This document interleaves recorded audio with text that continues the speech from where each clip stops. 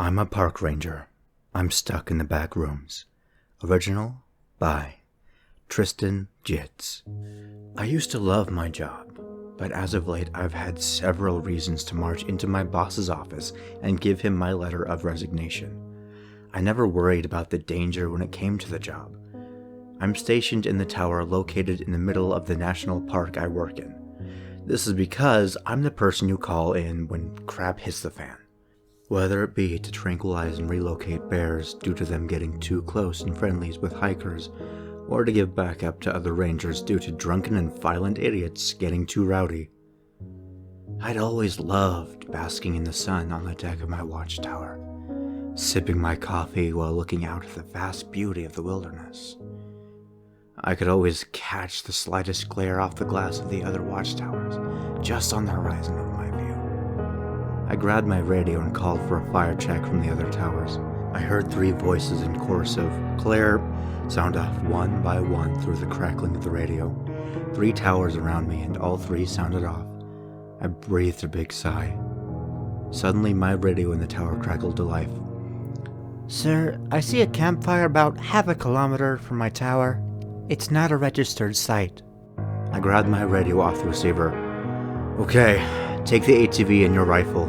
Go investigate and get them to move on. Keep me posted if it goes south and you need help." The voice came back through, confirming they understood. I put the mic back on the receiver and went to grab my binoculars. I aimed it towards the tower which the call came from.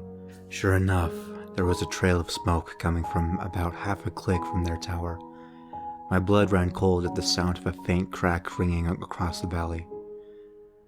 To the untrained ear, that may sound like wood splitting, but I knew better. That was a gunshot. I rushed back inside to grab the radio, but before I could, the ranger's voice came back through the speaker. "That wasn't me, sir, but I heard it too." I put the mic down for a second. Hands shaking, I pushed the mic button to speak. "I'm glad to hear that. It had me worried," I said into the mic. I took a sip of my cold coffee I made a while ago.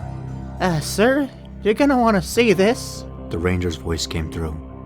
It was wrong, though. They sounded scared. "Okay, return to the tower. I'm headed over. Once I get there, we'll go over together. Mark the site's location on your GPS. I'll be there soon." I grabbed my Colt 45 1911, my rifle, and my satellite walkie-talkie and left the tower. Making my way down the stairs to my ATV, I get to the bottom of the 40-foot tower and take my key out of my pocket. I hop on and start zooming towards the tower. I don't want to waste time due to the gunshot we heard. The next one could be at my ranger, so I don't want to take chances. After about 20 minutes of racing through the trails, I pulled up to the tower. However, they weren't there. I immediately began to sweat. My hands became clammy. My pulse quickened. "Where are they?" I thought to myself. I brought out my GPS and loaded up the coordinates they had dropped me and peeled out of there, my tires throwing dirt up behind me. I could still see the smoke rising above the trees just 500 meters to my south. It took me less than 5 minutes to get to the illegal site. I parked about 20 meters from the site, killed the engine, and I immediately hopped off, racking the slide on my bolt-action rifle to make sure a round was chambered. I slowly walked up on the side with my rifle in my hands. Not up and aimed, but I was walking in a manner that allowed me to quickly shoulder it if needed. I called out, "Hello? Is there anyone here? Make yourself known." I broke the tree line and walked into the camp. No answer. A dread-filled pit formed in my stomach. Something was horribly wrong, and it wasn't discreet. My ranger wasn't there. In fact, nobody was. I walked around the site. Everything looked like it was just left there. I found some bear traps with blood still on them. "Crap," I muttered under my breath, the dread pit growing faster. However, what stopped me in my tracks had me dumbfounded. There was zero noise at all. No birds, no wildlife. Hell, not even the wind was blowing, and on the other side of the site was my ranger's ATV. It was half sunken into the earth, as if swallowed particularly by quicksand. The engine was off and key was in the ignition, but there was no sign of the ranger. I called out one last time. "Park ranger! If anyone is here, make yourself known!" No answer. I grabbed my walkie-talkie and called over the open channel. "Crew, roll call!" Only 2 came back. The 3rd ranger, the one I had sent to investigate the site, did not. I turned on the safety in my rifle and slung it over my shoulder. One of the rangers who answered the roll call radioed me. Sir, why did only 2 of us answer?" I grit my teeth and swore under my breath. "Don't worry, I just sent them off to check on something. They probably can't hear us over the sound of the ATV. They had to take it to check a site." I hoped that would be enough to convince them. I didn't want them worrying about their missing coworker, especially considering they'd want to join in searching for them. I'm a veteran in the park ranger industry, but the others are mostly kids, taking a summer job to make some money before having to return to the stress-filled life of college. The ranger I had sent to the site I was currently standing in was no older than 25. She was a short blonde woman with green eyes. She was confident and very passionate about the wildlife. And the worst part of all, she's my daughter. Now she's gone without a trace, and all I have to show for it is a half-buried ATV and an empty, illegal hunting camping site. The sun was going down at this point, and I had about 30 minutes left until this valley was cast into almost absolute darkness. I brought out my GPS and made a note in my notepad to radio back to headquarters to report my missing ranger. As the light began dimming towards twilight, I decided to take the keys from the ATV just to make sure that no one was there to steal them if they found the site. All the ATVs that we use have a universal key, so that way, if necessary, we could borrow another one of our coworkers' ATVs if one was in the shop for repairs. However, as soon as my hand contacted the keys, the ground seemed to shift and vibrate to the point of blurring. I felt my stomach rise into my throat as if I were falling. I felt something firmly grasp around my ankle, and suddenly I was yanked downwards. I passed through the ground as if it were a mirage or a hologram. I felt immense pressure build, and I passed out. I heard a low-pitched droning sound. No, not a droning sound, but a hum, as if a wasp were flying next to my ears. I slowly lifted my head. I was sat up against the bottom of a wall. My rifle lay a few feet away from me. My head pounded and my vision was blurry, so I took time to let my vision return to me.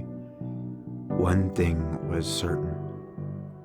I was not in a forest. Hell, I wasn't even outside.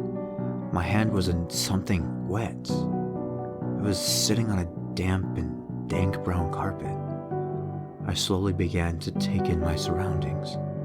I was in a basement of some sorts. The old ones with the ugly yellow 70s wallpaper and shag carpet. Except this was way worse. Black mold was speckled up and down the walls. Ugly yellow stained fluorescent lights shined down on me from ceilings about 10 feet high, cross-matched with old white tiles. The kind that hum like bug zappers. The kind you see in schools when you were a kid. It smelled of must and rot. I fought the urge to vomit from the stench assaulting my nostrils. I looked around the room. There was a hallway to my left, and a larger room with a ceiling of at least 20 feet attached to the one I'm in to my right. I walked into the room, not because it was my preferred path, but because there sat the ATV I had found earlier. It was damaged badly. A hole was broken open in the tile above me, seeming to open into a pitch-black void above. Through the ceiling? Is this all underground? That's when I noticed I was still holding the keys from the ignition earlier. I pocketed them. I took a second to assess the situation. No, it couldn't be. I'm part of the cave emergency response team here in the park. I've mapped out every cave we know of inch by inch. I would have noticed something like this wouldn't I? A pile of dirt and grass lay where the ATV rests. Wherever I am, I don't want to be here 1 minute longer. This place has to have an exit, I said to myself.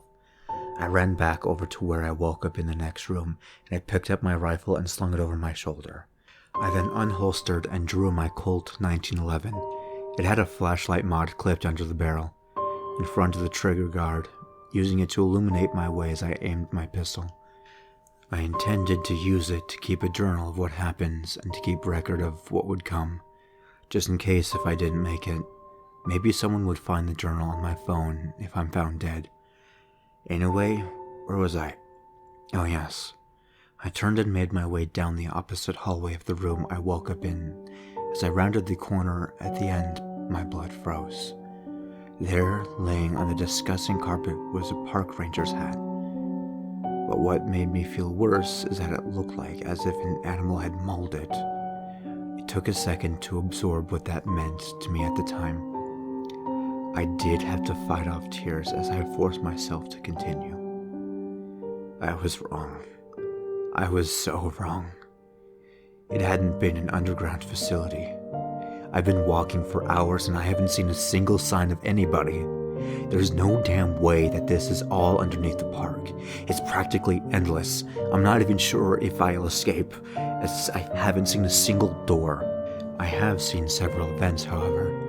They were oddly large, like some have been big enough I could walk into them and others as small as 4 to 5 inches. However, I've been finding batteries and bottles of this weird almond water. I got really thirsty and I'm not desperate enough to drink the damp carpet water. The stuff's delicious. I immediately felt energy pour into my system. But there's something really bothering me about this place. I haven't been able to sleep, and no matter what I try, I haven't been able to fall asleep. The only thing that seems to give me energy is this almond water. I also have not been the first person this has happened to, if it wasn't obvious by the ranger hat mentioned earlier. I found backpacks and other random items in the odd room that I wandered through. They've had photos and other personal belongings you wouldn't want to leave behind. The worst thing I've come across is blood. A lot of it. Smeared everywhere, all over the walls. Someone was brutally massacred there, and the evidence was abundant that whatever it was big. Big enough to literally tear someone limb from limb. Of course, I did manage to stomach the ability to scavenge my way through the remnants of death that filled the corridor I had found myself in. Just at the end of this corridor was a body. Well, or at least what's left of one. Due to the condition of the remains, I had no ability of identifying the gender, but I did, however, manage to pull the backpack off of what was left of their torso. I know that these actions will haunt me for the rest of my life, but at the time, all I was focused on was survival. As I was struggling to get the backpack off the corpse's back, one of the straps clip unbuckled and the corpse fell forward and hit the floor with a heavy thud.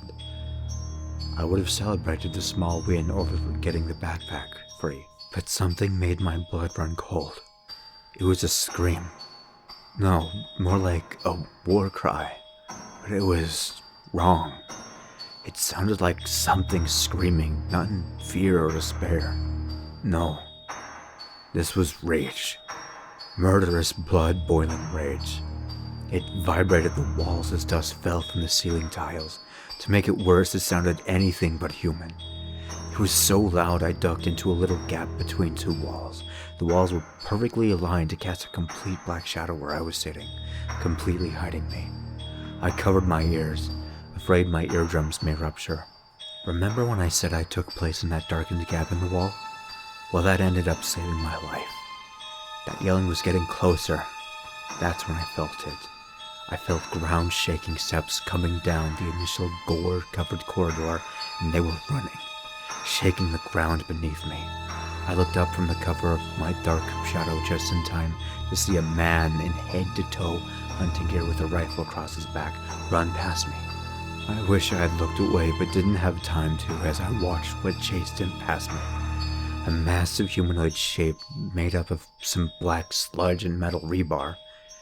I had to clasp my hands over my mouth to stifle my scream. I wasn't eager to be his next victim. I very slowly peeked around the corner in the direction they ran. I heard the hunter scream. As my eyes caught sight of him, he let out a gargled scream of anguish. The thing, whatever it is, was slowly forcing its arms down his throat. I watched in horror as his cheeks split wider and wider. The last thing I heard as I looked away was a single scream turn into a wet crunch. The sludge thing let out another scream of pure rage. I'd only looked away for 2 seconds. When I did turn back to look, all that was left was a small pile of entrails and some skin flaps on the ground. And an AR-15. I left my hiding spot to observe what was left. A blood trail led from where they were standing down a hall I had just come from. I did a silent thank you to whatever god ran this damn labyrinth for taking them away. I was reaching down to grab the AR to remove it from the bloody mess when the thought occurred to me. Why didn't I hear it move? The thing's screaming and footsteps shook the damn place. So how did it manage to sneakily lumber away while pulling a corpse so fast?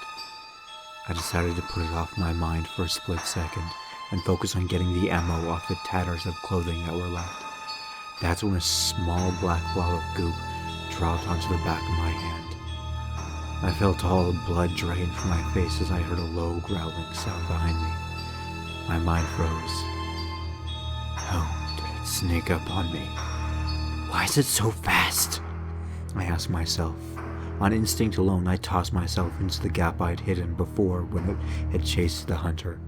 The gap was only a couple feet wide, but not wide enough for that this hulking monster could fit through. I landed on my stomach and began to army crawl as fast as I can.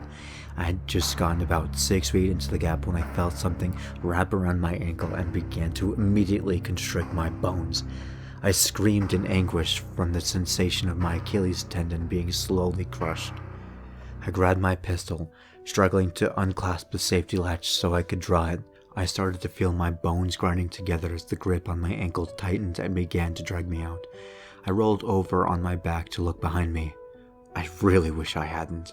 The monster had his one arm stretched out and wrapped around my ankle. I finally got my clasp open and I drew my pistol, leveling the sights with its head. Boom! Everything stopped for a second. I couldn't see the creature at the moment due to the disorientation of firing a small area. My vision was blurry, but I swear I felt its grip loosen slightly on my ankle. But before I could pull my leg free, the grip around my ankle tightened twicefold.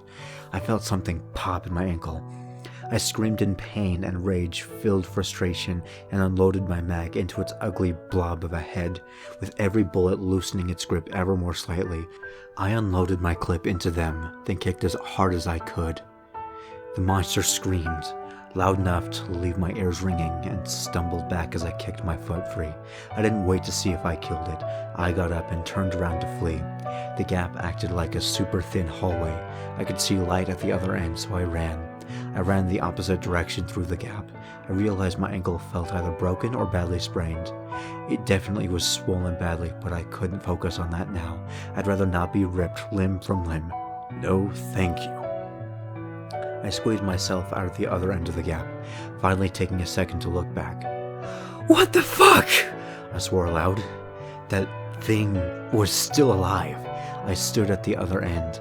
It didn't have eyes, but I could feel its murderous glare on me. I remember trying to come up with a reason. 12 bullets to the head didn't put it down, but I could think of nothing. That's when I heard a different sound. Daddy? My whole body froze and my heart leapt. I slowly turned around to find the one thing in this universe that makes my suffering worth it. My beautiful daughter. I found you. It's okay now. Tears began freely falling her face.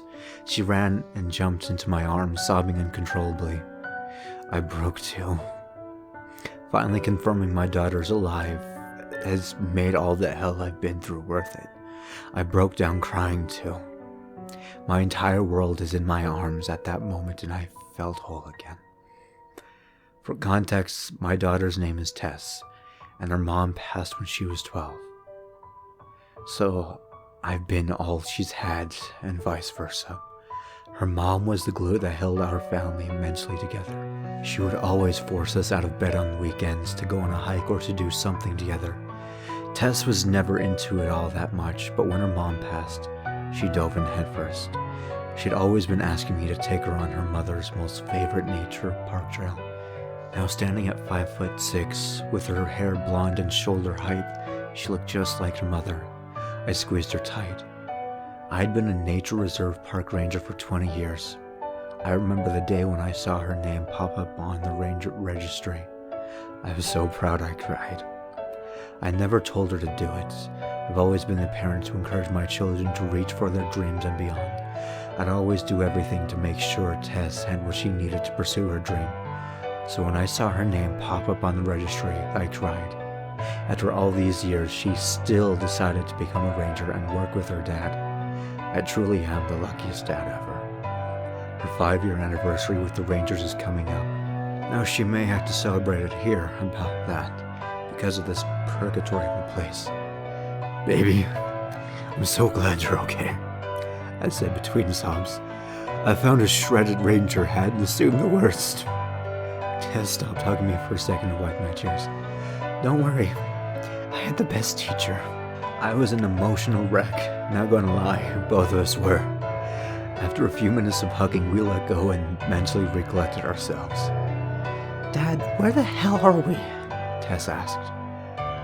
Not a damn clue, to be honest. This place seems almost infinite. She looked over my shoulder at the AR-15 slung over my shoulder. Where'd you get that? Tess asked.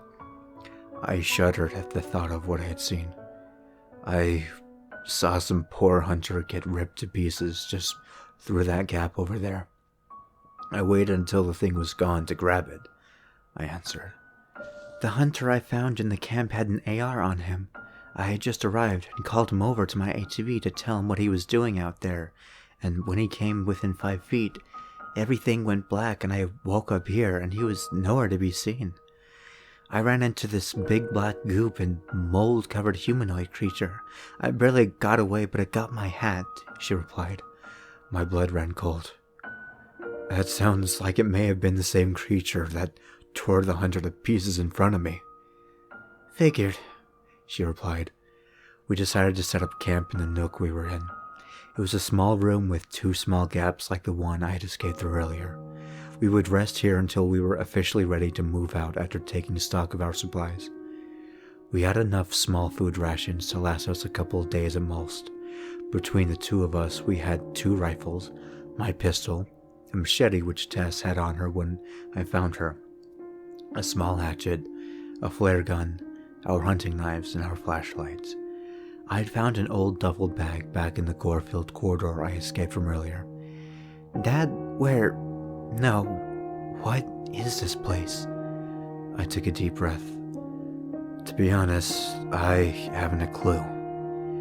I've never seen a building this size, nor have we seen any windows. Plus, that thing from earlier was not anything I've seen before. As we rounded the corner, I could see that the lights on the ceiling were becoming less common, forcing us to advance in darkness. We'd be screwed if not for our flashlights. We suddenly found ourselves walking into a large open room, hallways going off on either side. The problem was that this room was pitch black. The darkness seemed to just swallow the light. It's too dark here. I've got a bad feeling about this. Let's turn around and find a different way. As we turned around, we froze in our tracks. The path from where we came was dark now too. However, that's not what made us freeze. What made us freeze was the 2 golf ball-sized white orbs fixed over a far too wide smile. Full of sharp, crooked teeth, it was only about 20 meters behind us. How had we not heard it? It stood about 10 feet tall, and the worst part was that through the flickers of light, it was dragging something. A body. Horribly mangled and chunks missing. My feet felt like concrete, but it was Tess's voice that brought me back. Dad, run! As a gunshot rang off next to me, snapping me out of it, my hearing came back. As I was turning to run with Tess, I heard a sickening growl come from behind me. We began sprinting as hard as we can down the massive room.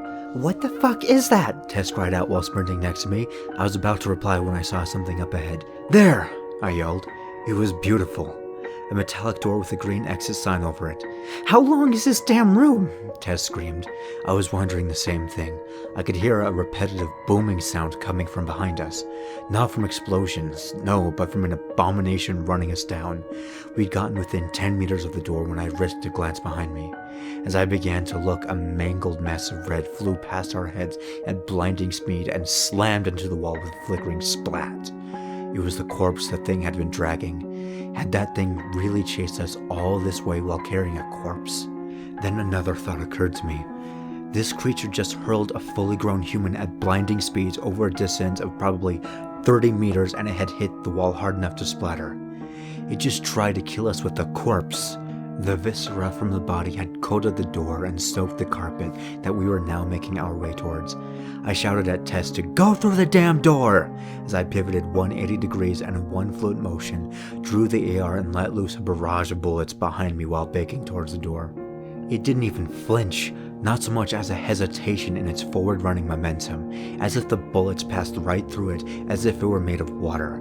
I felt a hand grip the back of my shirt collar and rip me backwards through the viscera-caked door.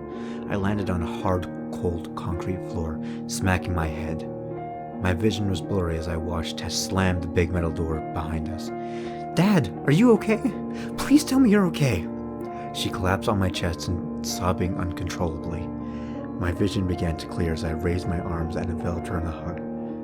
"I'm fine, Tess. It's okay." I sat there holding my sobbing daughter. When the tears began to dry up, between hiccups from her sobbing, she asked, "Where are we? This place is different." I looked up and she was right. We were in some sort of maintenance tunnel. Pipes ran the length of the corridor for as far as the eye can see, which wasn't very far to begin with, the lighting seeming to partially line the tunnel off into the distance. "Seems like some kind of maintenance tunnel." "We should follow it," she recommended. Before I could think of an answer, I realized the door behind us had disappeared. More pipe-filled corridor stretching out into the distance in its place. "Well, shit. Guess we don't have much of a choice," I replied finally. We collected ourselves and our belongings, making sure to reload our rifles. We flicked on our flashlights and continued on into the dark depths of the maintenance tunnels, a nagging suspicion in the back of my brain telling me that we haven't seen anything yet. I wish I had listened to it.